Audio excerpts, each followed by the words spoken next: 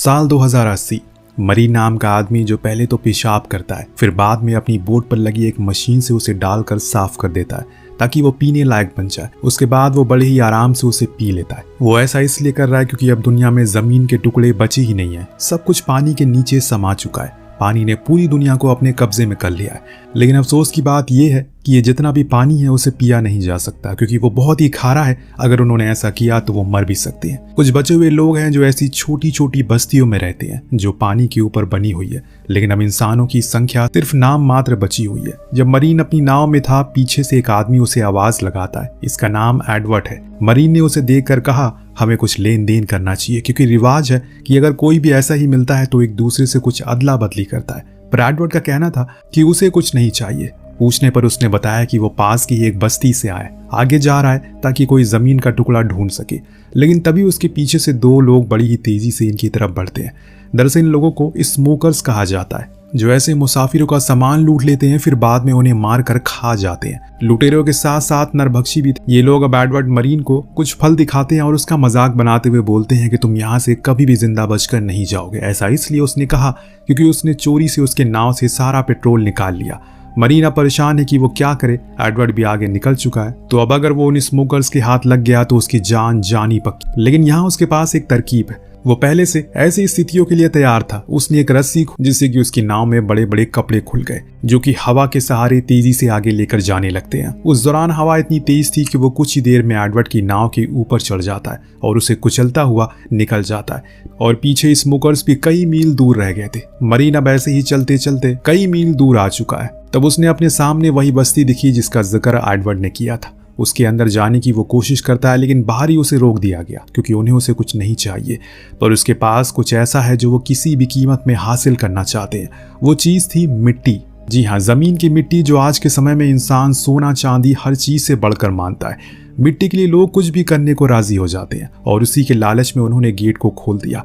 Marine अंदर गया। उसने देखा कि वहां तो पूरी बस्ती है, वो भी समुंदर के ऊपर। हर कोई अपने अपने कामों में लगा है, पर सबको सिर्फ एक ही चीज की तलाश है, काश कहीं उन्हें जमीन का टुकड़ा मिल जाए तो उनकी किस्मत बदल जाएगी। मरीन दुकानदार के पास गया और उसे उस मिट्टी का सौदा करने लगा। वो दुकानदार तो उस मिट्टी को ऐसे सूंघ रहा है जैसे मानो वो उसे अमर बना देगी। उन्होंने उससे पूछा कि उसे ये कहाँ से मिली, लेकिन मरीन ने सही सही जवाब नहीं दिया। उसने बस बता दिया कि उसे ये गुलाम के पास से मिली जो समुद्र में मारा गया। खैर, वो लोग उसे 3 किलो मिट्टी के लिए 63 सिक्के देने के लिए राजी हो जाते हैं, पर उसे तो इसका डबल चाहिए था। हैरानी की बात यह थी कि वो उसे दुगने सिक्के देने को राजी हो जाते हैं, जिन्हें लेकर अब मरीन पास में एक दुकान पर जाता है जहां एक लड़की सौदा कर रही थी।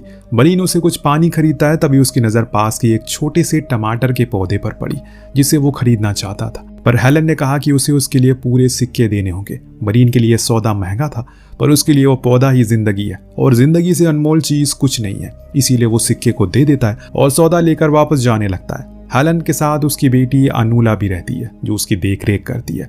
आगे बढ़ने से पहले मैं आपको बता दूं कि आज की दुनिया में 3 किस्म के लोग रहते हैं। पहले वो लोगों को मारते थे, उनकी बस्तियों को लूटते थे, फिर उनका कब्जा कर लेते थे, जिन्हें स्मोकर कहा जाता है। दूसरे वो हैं जो एक साथ रहते हैं और हर सुख दुख में एक दूसरे का साथ देते हैं, जिन्हें इंसान कहा जाता है, जो ऐसे बस्तियों में खुद का रह गुजार करते हैं। तीसरे वो होते हैं जिनके कान के पीछे गिल होती है, जैसे मछलियों में होता है, जिनकी मदद से वो पानी के नीचे भी आराम से स्विम कर पाते हैं। अब जाने के दौरान मरीन के पास कुछ लोग आते हैं जिनके साथ एक जवान लड़की थी। उन्होंने मरीन से विनती की कि वो उसके साथ संबंध बनाए और उसे गर्भवती कर दे। ऐसा वो इसलिए कर रहे हैं क्योंकि उनकी जीन्स अब काफी कमजोर हो रही है और मर रही है, और इसीलिए उन्हें किसी बाहरी इंसान का खून चाहिए जो कुछ बदलाव ला सके। उस बूढ़े शख्स ने कहा कि इसके बदले में तुम्हें जो कुछ भी चाहिए हम देने को तैयार हैं, पर मरीन का कहना था उसके पास कुछ ऐसा नहीं है जो वो दे सके। उन लोगों ने बड़ी विनती की और जब वो नहीं माने तो उन्होंने अफवाह फैला दी कि वो स्मोकर है, जिससे कि सब उसे घेर लेते हैं और उसे मारना शुरू करते हैं। इस दौरान एक शख्स की नजर मरीन के कान पर जाती है जिसके पीछे एक गिल थी। वो देखकर वो चिल्लाते हुए कहता है कि ये तो म्यूटेंट है। अब इतना सुनते ही सब साथ उसे पकड़ लेते हैं और एक केज में बंद कर देते हैं। अब वो उसे एक ऐसी जगह डुबा रहे थे जहां वो मुर्दों को डुबाते ताकि जब वो सड़ जाए तो उससे खाद बन जाए। आज का दिन अच्छा नहीं होता क्योंकि तभी वहां पर स्मोकर्स की टोली ने हमला कर दिया जो पूरी बस्ती पर हमला करती है। हर कोई इधर से उधर भागने लगा, लेकिन किसी की भी नजर डूबते हुए मरीन पर नहीं गई। अपनी तरफ से वो पूरी कोशिश करता है किसी तरह करके इस पिंजरे से बाहर हो जाए, पर ऐसा मुमकिन नहीं हो पाता। दूसरी तरफ स्मोकर बस्ती में घुस चुके हैं। जो कुछ भी मिल रहा है सब कुछ वो लूट रहे हैं। इस बीच हम डेक नाम की एक बूढ़े इंसान को देखते हैं जो कि इन्वेंटर है। यानी कि वो कुछ ऐसी चीजें बनाता है जो आम लोगों के लिए बनाना काफी मुश्किल है। उसके पास एक उड़ने वाला बैलून है जिसे उसने कई महीनों से बना कर रखा है, लेकिन आज समय आ गया उसे लेकर उड़ जाने का। लेकिन उसने हेलन से वादा किया कि वो उसे और अनिला को अपने साथ ले जाएगा अगर कभी भी ऐसा कुछ हुआ, और इसीलिए वो उसके पास भागती हुई आती है। पर अफसोस कि उसने देर कर दी क्योंकि वो उड़ चुका है। अब बेचारी ये दोनों अकेले पड़ गए, और अगर ये उनके हाथ लग गई तो लड़कियों का वो क्या हश्र करते हैं आज के दौर में, वो हेलन को अच्छे से पता है। इतने में उसने बाहर डूबते हुए मरीन को देखा। वो उसके पास गई और कहा कि अगर वो उसे रिहा कर देगा क्या वो उसे अपने साथ लेकर जाएगा। मरीन के लिए अपनी जान से अभी ज्यादा कीमती कुछ नहीं है। वो तुरंत ही हाँ करता है, जिसके बाद ये तीनों ही वहां से नाव में बैठकर दूर आ जाते हैं। पर वो सभी उस पूरी बस्ती को तबाह कर देते हैं। हमें एक और बात पता चलती है, जो स्मोकर का सरदार है उसे एक टैटू वाली लड़की चाहिए, जिसके चक्कर में वो यहाँ पर आया था, क्योंकि उस टैटू में उस ट्राइलैंड का नक्शा है जो उन्हें जमीन के टुकड़े तक लेकर जाएगा। ये जानकर आपका दिमाग घूम जाएगा कि वो टैटू वाली लड़की असल में अनूला ही है, जो अभी मरीन के साथ है। वो उसे मारने की बात कर रहा है क्योंकि उनके पास इतना पानी नहीं है कि 3 लोगों की जिंदगियों को चला सके। पर हेलन उसे ऐसा करने से मना करती है क्योंकि वो सिर्फ एक बच्ची है, भला कितना ही पानी पिएगी। वहीं दूसरी तरफ डग, जो कि सरदार है, वो अपने कुछ आदमियों को उस टैटू वाली लड़की को ढूंढने के लिए भेज देता है। प्लेन लेकर वो उसे बड़ी बेसब्री से ढूंढने लगते हैं और कुछ ही देर बाद उनकी नजर इनकी नाव पर पड़ी। वो चिल्लाते हुए कहते हैं कि हमें वो बच्ची दे दो, बाकी हमें कुछ नहीं चाहिए। अब मरीन ऐसा नहीं होने देना चाहता, इसीलिए वो नीचे चला गया ताकि अपने हथियार ले सके। इस बीच हेलन, जिसने देखा कि नाव पर एक तीर जैसी कुछ लगी है जो एक रस्सी से अटैच है, अब वो उसे उसी प्लेन पर दे मारती है, जिससे वो तीर जाकर उस प्लेन में घुस गया और अब वो नाव के चारों ओर घूमता जा रहा है। इससे नाव पर वजन बढ़ने लगता है और अगर कुछ देर ऐसा हुआ तो वो टूट जाएगी। तभी नीचे से मरीन ऊपर आया। उसने जब इस चीज को देखा तो वो गुस्से से लाल हो गया, क्योंकि उसकी नाव अब किसी भी समय टूट सकती है, पर वो ऐसा होने नहीं देगा। वो फौरन ऊपर चढ़ा और उस रस्सी को काट दिया जिससे वो तीर जुड़ा हुआ था। ऐसे करने पर वो प्लेन उनसे दूर चला गया, लेकिन गुस्से के मारे उसने उन दोनों लड़कियों के बाल ही काट दिया और हेलन को धमकाते हुए कि अगर आगे से तुमने मेरी नाव में लगी किसी भी चीज को छुआ तो मैं तुम्हें स्मोकर के हवाले कर दूंगा। हेलन ने माफी मांगी और साथ में अलूना ने भी। वो तो सिर्फ अपनी जान बचा रहे थे, बाकी उनका ऐसा कोई मकसद नहीं था। हेलन ने माफी मांगने के लिए खुद को उसके समर्पण भी करने का मन बना लिया, लेकिन मरीन को कुछ ऐसा चाहिए था जो उसके पास है ही नहीं, इसीलिए वो उसे वापस कपड़े पहनने को कहता है। अब जब सरदार को पता चला कि उनके लोगों को वो मिल चुकी है लेकिन वो उसके बिना ही लौट आए हैं, तो वो अपने उन दोनों लोगों को जिंदा जलवा देता है, क्योंकि उसे हार बिल्कुल पसंद नहीं है। 2 दिन बीत जाने के बाद अब इन लोगों को भूख लगने लगती है। कब तक ये पानी में भटकते रहेंगे। इतने में मरीन को सामने से आती हुई एक नाव दिखी जिस पर एक इंसान मौजूद था। हेलन ने कहा कि हमें उसे बात करनी चाहिए, हो सकता है उसके पास कुछ खाने को मिल जाए। मरीन को भी ये बात सही लगती है, इसीलिए वो उसके करीब गया। बताया कि हमें खाने की जरूरत है, क्या उसके पास कुछ खाने का सामान है। बदले में वो उसे पीने का पानी देता है, पर उस आदमी के पास कुछ ऐसा था जिसकी कीमत उस समय में अरबों में थी। वो चीज थी एक कागज। जी हाँ, पूरी दुनिया पानी में डूब चुकी और ऐसे में कोई सूखी चीज, वो भी कागज का, किसी के पास होना बहुत बड़ी चीज होती है। और उसके बदले में वो हेलन को मांगता है। पहले तो मरीन थोड़ी देर सोचता है, लेकिन बाद में कहता है ठीक है, आधे घंटे के लिए तुम्हारी हुई। हालांकि हेलन राजी नहीं थी, पर वो उसे जबरदस्ती नीचे ले गया और ऊपर बैठा मरीन उन कागजों को देख रहा है। उस दौरान उसके दिमाग में न जाने क्या आया, उसने अपना मन बदल लिया और नीचे जाकर कहा कि सौदा कैंसिल, चलो तुम ऊपर चलो। पर उस इंसान को ये चीज पसंद नहीं आती, इसीलिए वो उस पर हमला करता है। पर एक म्यूटेंट से जीत पाना इतना आसान नहीं है और इसीलिए अंत में उसे इनाम के तौर पर मौत मिलती है। हेलन मरीन को शुक्रिया बोलती है, जिसके बदले में मरीन उन दोनों के लिए पानी से मछली पकड़ कर लाता है ताकि वो अपनी भूख मिटा सके। खाने के दौरान अनूला कुछ गुनगुना रही थी तो मरीन बार बार उसकी तरफ देखता है। वो बच्ची उससे कहती है कि तुम्हें क्या मेरी सिंगिंग पसंद नहीं। और अच्छा, हेलन ने मुझसे कहा है कि तुम गा नहीं सकते, इसीलिए तुम्हें मेरी सिंगिंग पसंद नहीं आई।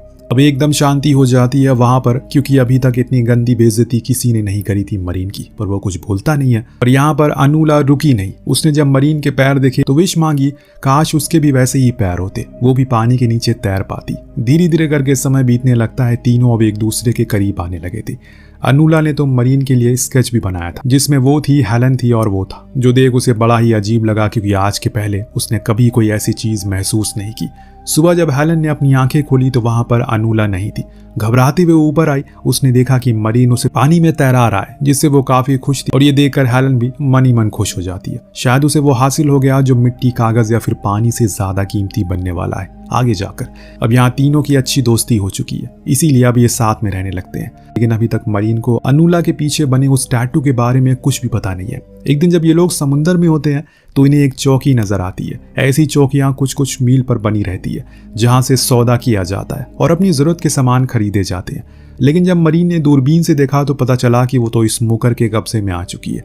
लेकिन इससे पहले कि ये लोग उस तक पहुंच पाते, वहां पहले से डेक पर मौजूद था जो दूरबीन से अनुला को देख लेता है। लेकिन मरीन समझ जाता है कि वो लोग उन्हें नहीं बल्कि अनुला को ढूंढ रहे हैं, इसीलिए वो फौरन वहां से नाव को भगा लेता है। एक बारी फिर से उन्हें चकमा देकर वो दूर आ कुछ, लेकिन अब उसे शक होने लगा है कि जरूर कुछ तो है जो हेलन उसे छुपा रही है। वो लोग उसका पीछा इतनी शिद्दत से क्यों कर रहे हैं? अब जाकर हेलन उसके सामने उस राज से पर्दा हटाती है और बताती है कि वो लोग अनुला के पीछे पड़े हैं, क्योंकि उसके पीछे जो टैटू बना है वो ट्राई लैंड का एक नक्शा है जो कि एक सूखी जमीन है। जब हमें अनुला मिली तो उसे कोई समुंदर में छोड़ गया और उसकी टोकरी में सूखी मिट्टी थी जो तुम्हारी लाई मिट्टी से 1000 गुना अच्छी थी, और उसके पीछे बना टैटू वो एक रास्ता बयान करता है। यहाँ हेलन को अभी तक लग रहा है कि मरीन को ऐसी सूखी जमीन का रास्ता पता है, तो वो उन्हें वहीं लेकर जा रहा है, लेकिन उसके लिए तो ऐसी कोई जगह का अस्तित्व ही नहीं है।